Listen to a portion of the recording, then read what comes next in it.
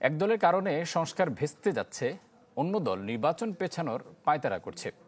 এর আগে রাজধানীতে সংবাদ সম্মেলনে মন্তব্য করেছেন এনসিপির আহ্বায়ক নাহিদ ইসলাম। তার ধারণা, নির্বাচন যত ঘনিয়ে আসবে রাজনৈতিক দলগুলোর দ্বন্দ্ব তত বাড়বে। জানান, নির্বাচনে ৩০০ আসনে প্রার্থী দেবে জাতীয় নাগরিক পার্টি। দাবি জানিয়ে এসেছিলাম। দলের অস্থায়ী কার্যালয়ে এনসিপির আহ্বায়কের সংবাদ সম্মেলন, যেখানে উঠে আসে চলমান রাজনৈতিক ইস্যু।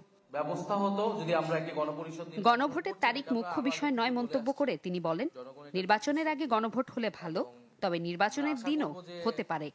গণভোট আমরা ইলেকশনের দিনও করতে পারি, ইলেকশনের আগেও করতে পারি, সে বিষয়ে আমরা আলোচনা করতে পারি।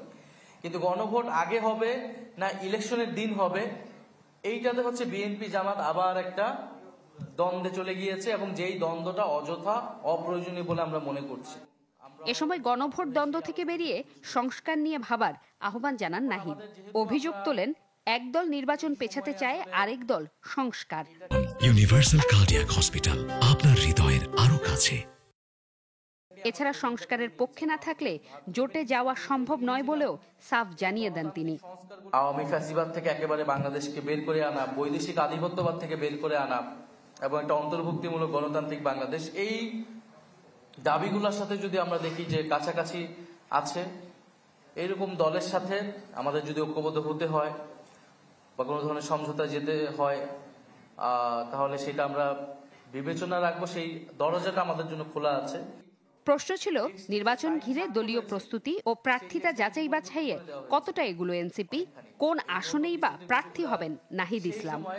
আমি যেহেতু ঢাকার সন্তান, আমাকে তো ঢাকা থেকেই হয়তো, আর আমরা এখন পর্যন্ত আমরা ৩০০ আসন ধরেই আগাচ্ছি।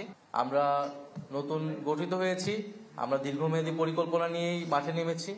এই নির্বাচন আমাদের সামনে একটা প্রথম চ্যালেঞ্জ হবে, প্রথম টেস্ট হবে। আমরা এটাতে অংশগ্রহণ করব, ভালো করি মন্দ করি। এছাড়া জুলাই সনদের বিপক্ষে বিএনপির জনমতের কঠোর সমালোচনা করেন এই নেতা।